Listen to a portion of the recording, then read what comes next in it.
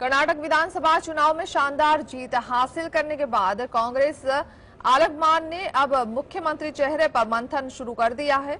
इससे पहले विधायक दल की बैठक में प्रस्ताव पार कर कांग्रेस अध्यक्ष पर मुख्यमंत्री चुनने का फैसला छोड़ा गया है। क्या सिद्धारमैया का मुख्यमंत्री बनना तय? 2 साल बाद डी के लिए छोड़ेंगे गद्दी? देखते हैं रिपोर्ट में। कर्नाटक में मुख्यमंत्री का पद आखिरकार पुराने जोगी सिद्धारमैया के पास आ गया है। कहा जाता है कि सिद्धारमैया ने सामने से आश्वासन दिया था कि वह 2 साल बाद मुख्यमंत्री पद से हटेंगे और शिव कुमार को गद्दी पर बिठाएंगे। कांग्रेस के 3 पर्यवेक्षकों सुशील कुमार शिंदे, भंवर जितेंद्र सिंह और दीपक बाबरिया ने कर्नाटक के विधायकों की राय लेने के बाद कांग्रेस अध्यक्ष मल्लिकार्जुन खड़गे को अपनी रिपोर्ट सौंपी। कहा जाता है कि राहुल और सोनिया गांधी के साथ विचार विमर्श के बाद खड़गे ने सिद्धारमैया के नाम पर अपनी सहमति दी थी। इस मुद्दे पर खड़गे ने राहुल गांधी से डीके शिव कुमार से बात करने को अनुरोध किया। राहुल गांधी के डीके शिव कुमार से फोन पर बात करने के बाद उन्होंने कहा कि आलाकमान का कोई भी फैसला मान्य होता है। शिव कुमार ने कहा कि कांग्रेस के पास 135 विधायक है, लेकिन मेरे पास एक भी विधायक नहीं है, इसलिए मैंने फैसला कांग्रेस आलाकमान पर छोड़ा है। Bureau report, GS. कर्नाटक में कांग्रेस को प्रचंड जीत मिली है। अपने सबसे बुरे दौर से गुजर रही कांग्रेस के लिए ये जीत ऑक्सीजन से कम नहीं है। इस जीत ने कांग्रेस के प्रति बाकी विपक्षी दलों का नजरिया भी बदल दिया है। यही वजह है कि 2024 लोकसभा चुनाव से पहले ममता बनर्जी, शरद पवार और नवीन पटनायक के सुर अब बदलते हुए नजर आ रहे हैं। क्या है अब विपक्षी एकता का मोड़? आइए देखते हैं अंदर की बात में। कर्नाटक विधानसभा चुनाव में बीजेपी का किला ध्वस्त करके कांग्रेस ने सिर्फ सत्ता में ही वापसी नहीं की, बल्कि मजबूत स्थिति में भी आ गई है। किसी बड़े राज्य में लंबे समय बाद कांग्रेस को जीत हासिल हुई है और इसका श्रेय राहुल गांधी को दिया जा रहा है। दक्षिण भारत में मिली इस जीत ने कांग्रेस को विपक्षी एकता के केंद्र में लाकर खड़ा कर दिया है। 2024 के लोकसभा चुनाव में बीजेपी को सत्ता में आने से रोकने के लिए विपक्षी एकता की कवायद हो रही है, जिसमें कर्नाटक चुनाव से पहले तक कांग्रेस बैकफुट पर खड़ी थी। विपक्षी एकता के लिए बुने जा रहे सियासी ताने बाने में अभी तक कांग्रेस से दूरी बनाकर चलने वाले दलों के सुर कर्नाटक चुनाव नतीजे के बाद बदलने लगे हैं। कांग्रेस का पहले से ही कई राज्यों में गठबंधन है। बिहार में कांग्रेस का आरजेडी, जेडीयू, लेफ्ट पार्टियों के साथ तालमेल है। महाराष्ट्र में शिवसेना, उद्धव गुट, कांग्रेस और एनसीपी है। बीजेपी के खिलाफ अलग अलग राज्यों में पहले से ही गठबंधन मौजूद है और जहां अन्य क्षेत्रीय पार्टियां नहीं है, वहां सीधी लड़ाई कांग्रेस बीजेपी के बीच है। Bureau report, GSTV. कांग्रेस ने सरकार बनते ही 5 गारंटी पूरा करने का वादा किया था। अब राज्य में कांग्रेस को प्रचंड बहुमत मिला है। ऐसे में अगर कांग्रेस 5 गारंटी पूरा करती है तो इससे कर्नाटक का राजस्व घाटा 60,000 करोड़ रुपए से बढ़कर 1,14,000 करोड़ रुपए हो जाएगा और राज्य के कुल बजट का लगभग 21.5% भाग है। कर्नाटक पर भी लगभग 5 लाख करोड़ रुपए का पहले से कर्ज है। ऐसे में ये कर्ज और बढ़ सकता है। कर्नाटक विधानसभा चुनाव में कांग्रेस ने प्रचंड जीत हासिल की है। कर्नाटक में मुख्यमंत्री पद के दावेदारों में से एक सिद्धारमैया ने कहा कि सरकार बनते ही सभी 5 गारंटी पूरी की जाएगी। आइए जानते हैं कि आखिर ये 5 गारंटी क्या है और अगर इन्हें लागू किया जाता है तो कर्नाटक पर कितना भार पड़ेगा। 200 यूनिट की फ्री बिजली, इस वादे को अगर पूरा किया जाता है तो इस पर सरकार को सालाना 14,430 करोड़ रुपए खर्च करने होंगे। बेरोजगारी भत्ता, इस योजना पर सालाना खर्च 3,000 करोड़ रुपए होगा। महिला भत्ता, इस वादे को लागू किया गया तो इस पर राज्य सरकार को हर साल 30,720 करोड़ रुपए खर्च करने होंगे। मुफ्त अनाज, इस पर सालाना 5,000 करोड़ रुपए खर्च होंगे और राज्य के कुल बजट का 2% भाग अकेले इसी पर खर्च हो जाएगा। मुफ्त सफर, इस खर्च का अनुमान निकालना अभी थोड़ा मुश्किल है, लेकिन इससे भी राज्य के कुल बजट पर काफी बोझ बढ़ेगा। इस समय कर्नाटक की कुल आय 2,26,000 रुपए है और उसका कुल खर्च 2,87,000 करोड़ रुपए है। राज्य सरकार सालाना जितना कमाती है उससे 60,000 करोड़ रुपए ज्यादा खर्च करने पड़ते हैं, जिसे राजस्व घाटा भी कहते हैं। Bureau report. पंजाब में संगरूर की एक जिला अदालत ने 100 करोड़ के मानहानि मामले में भारतीय राष्ट्रीय कांग्रेस के अध्यक्ष मल्लिकार्जुन खड़गे को समन जारी किया है। मामला बजरंग दल से जुड़ा है। देखते हैं रिपोर्ट में। कर्नाटक में पूर्ण बहुमत की सरकार बनाने के बाद कांग्रेस खेमे में खुशी की लहर है, पर पार्टी के राष्ट्रीय अध्यक्ष मल्लिकार्जुन खड़गे नई मुश्किल में पड़ गए हैं। चुनाव प्रचार के दौरान बजरंग दल पर की गई बयानबाजी के मामले में संगरूर की एक जिला अदालत ने उन्हें समन भेजा है। उन पर हिंदू सुरक्षा परिषद बजरंग दल हिंद के संस्थापक के हितेश भारद्वाज ने 100 करोड़ के मानहानि का केस किया है। हाल ही में संपन्न कर्नाटक चुनावों के दौरान बजरंग दल के खिलाफ अपमानजनक टिप्पणी और घोषणा पत्र में बजरंग को बैन किए जाने को लेकर यह पूरा मामला है। सिविल जज रमनदीप कौर की अदालत ने खड़गे को 10 जुलाई को तलब किया है। हिंदू सुरक्षा परिषद बजरंग दल हिंद के संस्थापक हितेश भारद्वाज ने दावा किया है कि कांग्रेस ने बजरंग दल की तुलना देश विरोधी संगठनों से की और कर्नाटक में सत्ता में आने के बाद बजरंग दल पर प्रतिबंध लगाने का भी वादा किया।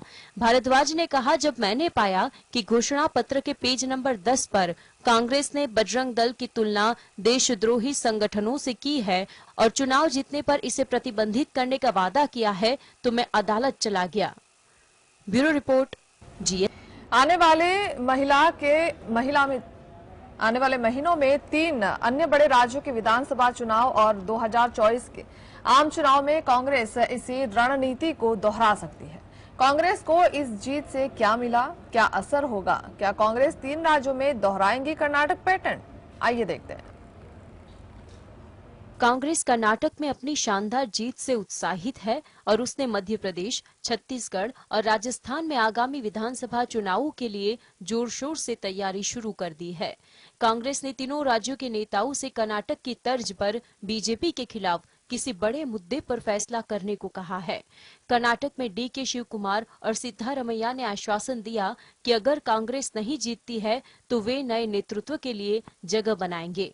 हाईकमान इन तीनों राज्यों के नेताओं से भी इसी तरह का आश्वासन मांगेंगे। तय है कि कांग्रेस राजस्थान में अशोक गहलोत और छत्तीसगढ़ में भूपेश बघेल के नेतृत्व में चुनाव लड़ेगी। मध्य प्रदेश में बागडोर कमलनाथ के हाथ में है, लेकिन कमलनाथ ऐसा आश्वासन दे पाएंगे या नहीं, इस पर संदेह है। कांग्रेस का मानना है कि इन 3 राज्यों में से कम 2 राज्य यानी मध्य प्रदेश और छत्तीसगढ़ अच्छी स्थिति में है और जीत सकते हैं। राजस्थान में गहलोत बनाम सचिन पायलट की लड़ाई और हर 5 साल में सत्ता का इतिहास बदलने को देखते हुए कांग्रेस को संदेह है। Bureau report GST. संसद भवन का उद्घाटन की तैयारियों को लेकर सुगबुगाहट होने लगी है। प्रधानमंत्री नरेंद्र मोदी खुद नए संसद भवन का उद्घाटन करेंगे। महीने भर पहले ही पीएम मोदी ने नए संसद भवन के निर्माण कार्य को जानने के लिए खुद निरीक्षण किया था। माना जा रहा है कि मई के आखिरी सप्ताह में नए संसद भवन का उद्घाटन हो सकता है। नए संसद भवन के उद्घाटन का वक्त नजदीक आ रहा है। मोदी सरकार के 9 साल पूरे होने के मौके पर भव्य आयोजन के साथ नए संसद भवन का उद्घाटन हो सकता है। प्रधानमंत्री नरेंद्र मोदी नए संसद भवन का उद्घाटन करेंगे। मई के आखिरी सप्ताह में एक कार्यक्रम रखा जा सकता है। बता दें कि 26 मई 2014 को नरेंद्र मोदी ने प्रधानमंत्री पद की शपथ ली थी। यही वजह है कि सरकार के 9 साल पूरे होने के मौके पर नए संसद भवन का उद्घाटन किया जा सकता है। फिलहाल नए संसद भवन के लिए मार्शल ही नई ड्रेस होगी। यहाँ सुरक्षा के बड़े और नए सिरे में इंतजाम किए जाएंगे।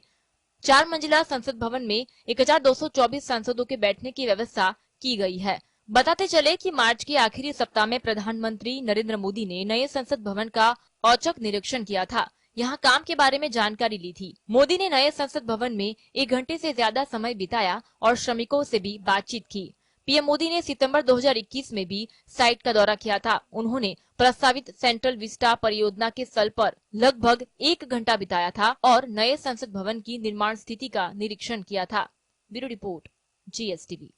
असम के मुख्यमंत्री हिमंत बिस्वा शर्मा ने अपने राज्य में 600 मदरसाओं को बंद करने का उल्लेख करते हुए कहा कि आज हम असम में लव जिहाद के खिलाफ काम कर रहे हैं। हम राज्य में मदरसा की शिक्षा को बंद करने की दिशा में कदम उठा रहे हैं। असम के मुख्यमंत्री हिमंत बिस्वा शर्मा ने असम में सभी मदरसों को बंद करने की घोषणा करके विवाद खड़ा कर दिया है।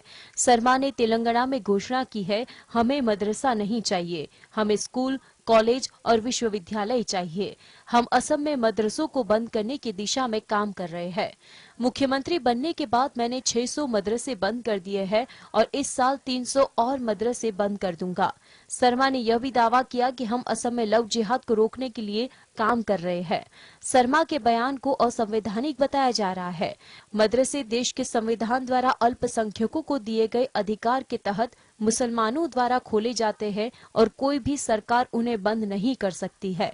शर्मा खुद ऐसे दावे कर रहे हैं जो संविधान से ऊपर है। संवैधानिक विशेषज्ञ भी मानते हैं कि किसी राज्य के मुख्यमंत्री के तौर पर शर्मा को ऐसी बातें पसंद नहीं है। Bureau report. बिहार जेल के प्रशासन ने दिल्ली के पूर्व मंत्री सत्येंद्र जैन की जेल सेल में 2 कैदियों का स्थानांतरित करने को लेकर जेल नंबर 7 के अधीक्षक को कारण बताओ नोटिस जारी किया है। अब इसके कारण नया विवाद सामने आया है। दिल्ली के पूर्व मंत्री सत्येंद्र जैन एक बार फिर विवादों में घिर गए हैं। सत्येंद्र जैन की मांग को स्वीकार करते हुए तिहाड़ जेल प्रशासन ने जैन के साथ 2 कैदियों को उनके सेल में भेज दिया। इस फैसले के लिए जेल अध्यक्ष को कारण बताओ नोटिस जारी किया गया है। जैन ने जेल नंबर 7 तिहाड़ के अध्यक्ष से अनुरोध किया कि 2 अन्य कैदियों को उनके साथ रखा जाए क्योंकि वहां अपने सेल में डिप्रेशन से पीड़ित है। अगर वे उनसे संवाद करेंगे तो उनका डिप्रेशन दूर हो जाएगा। अध्यक्ष ने उनकी मांग मान ली और दोनों कैदियों को उनके सेल में भेज दिया, लेकिन नोटिस मिलने पर उन्होंने दोनों कैदियों को उनकी पुरानी सेल में वापस भेज दिया। जेल नंबर 7 के अध्यक्ष ने बिना जेल प्रशासन को बताए दोनों कैदियों का तबादला किया था। अध्यक्ष के उस कदम से जैन की सुरक्षा पर भी सवाल उठे, जिससे अध्यक्ष की बर्खास्तगी हो सकती है। कर्नाटक विधानसभा चुनाव के नतीजे आने के अगले दिन राज्य के डीजीपी प्रवीण सूद को सीबीआई का नया डायरेक्टर नियुक्त किया गया है। शिव कुमार ने आरोप लगाया था कि सूद ने कांग्रेस कार्यकर्ताओं पर 25 केस दर्ज किए, लेकिन भाजपा नेताओं पर एक भी केस दर्ज नहीं किया। हमने चुनाव आयोग से भी शिकायत की है। शिव कुमार ने कहा कि चुनाव के बाद कांग्रेस की सरकार बनी तो सूद के खिलाफ सख्त कार्यवाही की जाएगी। क्या अब कर्नाटक सरकार और सीबीआई का विवाद फिर से आगे बढ़ेगा? कर्नाटक में कांग्रेस सरकार गठन का तख्ता तैयार है तो सीबीआई में प्रवीण सूद भी 25 मई से निर्देशक का पदभार संभालने को तैयार है। कर्नाटक कैडर के 1986 बैच के आईपीएस अधिकारी प्रवीण सूद वर्तमान में कर्नाटक पुलिस प्रमुख है, लेकिन कांग्रेस नेताओं के साथ उनके खराब संबंधों के बाद कर्नाटक सरकार और सीबीआई आमने सामने हो सकते हैं। कर्नाटक विधानसभा चुनाव के दौरान कांग्रेस ने मुख्यमंत्री बसवराज बोम्मई के खिलाफ पीसीएम अभियान चलाया। इसके बाद कांग्रेस कार्यकर्ताओं के खिलाफ कई मामले दर्ज किए गए। इसके बाद शिव कुमार ने आरोप लगाया कि सूद और उनके अधिकारी जानबूझकर कांग्रेस कार्यकर्ताओं को निशाना बना रहे हैं और राज्य में भाजपा कार्यकर्ताओं की गतिविधियों पर आंख मूंद रहे हैं। शिव कुमार ने सूद को भाजपा कार्यकर्ता बताया। शिव कुमार ने सूद के सामने कार्रवाई करने का भी वादा किया था। कांग्रेस ने उन्हें हटाने के लिए चुनाव आयोग को पत्र भी लिखा था। Bureau report, GSTV. बाद मंडे का दिन होता है, काफी बिजी, हर किसी को टाइम से पहुंचने की जल्दी रहती है और आज कुछ इसी जल्दबाजी में नजर आए हमारे बॉलीवुड स्टार्स। आलम यह था कि आम लोगों की तरह जल्दी पहुंचने के लिए वो अपनी लग्जरियस और महंगी कारों को छोड़कर बाइक पर नजर आए, जिसके बाद अब उनकी वीडियो वायरल हो रही है। एक वीडियो सोशल मीडिया पर वायरल हो रही है जिसमें अनुष्का अपनी महंगी कार को छोड़कर बाइक पर बैठी नजर आ रही है, लेकिन बाइक पर उनके साथ विराट नहीं बल्कि कोई और है। दरअसल ये कोई और नहीं बल्कि अनुष्का शर्मा की बॉडीगार्ड है। उनके एरिया में किसी पेड़ के टूटने से अनुष्का की कार नहीं निकल सकी, लिहाजा वो बाइक पर बैठी और काम के लिए निकल पड़ी। वैसे सिर्फ अनुष्का ही इकलौती नहीं थी जो सोमवार को यूं बाइक पर स्पॉट हुई, बल्कि सदी के महानायक अमिताभ बच्चन ने भी एक पोस्ट शेयर कर उस अनजान शख्स को धन्यवाद कहा जिन्होंने उन्हें बाइक पर लिफ्ट दी और समय से शूटिंग पर पहुंचा दिया। दरअसल अमिताभ घर से निकले तो थे शूटिंग पर जाने के लिए, लेकिन वो लेट हो गए और उस पर भी मुंबई का ट्रैफिक। बस फिर क्या था, अमिताभ ने अनजान से लिफ्ट लेने में जरा भी हिचकिचाहट नहीं बरती, जिसके बाद एक ब्लॉग में अमिताभ ने लिखा, राइड देने के लिए शुक्रिया दोस्त, मैं आपको नहीं जानता मगर आभारी हूँ कि लोकेशन पर तेजी से और ट्रैफिक जाम से बचाकर पहुँचाया। थैंक यू टोपे वाले, शॉर्ट्स और पीली टी शर्ट पहनने वाले। Bureau report, GSTV। चौथे सबसे वरिष्ठ जज MR शाह अपने अंतिम कार्य दिवस पर सोमवार को कोर्ट रूम में सेवानिवृत्त होते भावुक हो गए। क्या है उनकी उपलब्धियां, आइए देखते हैं इस रिपोर्ट में। कोर्ट के चौथे सबसे वरिष्ठ जज MR शाह अपने अंतिम कार्य दिवस पर सोमवार को कोर्ट रूम में भावुक हो गए और कहा कि वह रिटायर होने वाले व्यक्ति नहीं है और वह जीवन में एक नई पारी की शुरुआत करेंगे। चीफ जस्टिस DY चंद्रचूड़ की अगुवाई वाली एक रस्मी पीठ में शामिल जस्टिस शाह अपने संबोधन के अंत में रो पड़े। जस्टिस मुकेश कुमार रसिक भाई शाह का जन्म 16 मई 1958 को हुआ था और वह 19 जुलाई 1982 को वकील के रूप में पंजीकृत हुए। उन्होंने गुजरात हाईकोर्ट में वकालत की प्रैक्टिस की और भूमि, संविधान और शिक्षा मामलों में विशेषज्ञता हासिल की। उन्हें 7 मार्च 2004 को गुजरात हाईकोर्ट का अतिरिक्त जज नियुक्त किया गया और 22 जून 2005 को स्थायी जज बनाया गया। जस्टिस शाह को 12 अगस्त 2018 को पटना हाईकोर्ट का चीफ जस्टिस बनाया गया। उन्हें 2 नवंबर 2018 को सुप्रीम कोर्ट के जज के रूप में पदोन्नत किया गया और वह 15 मई 2023 को सेवानिवृत्त हो रहे हैं। Bureau report,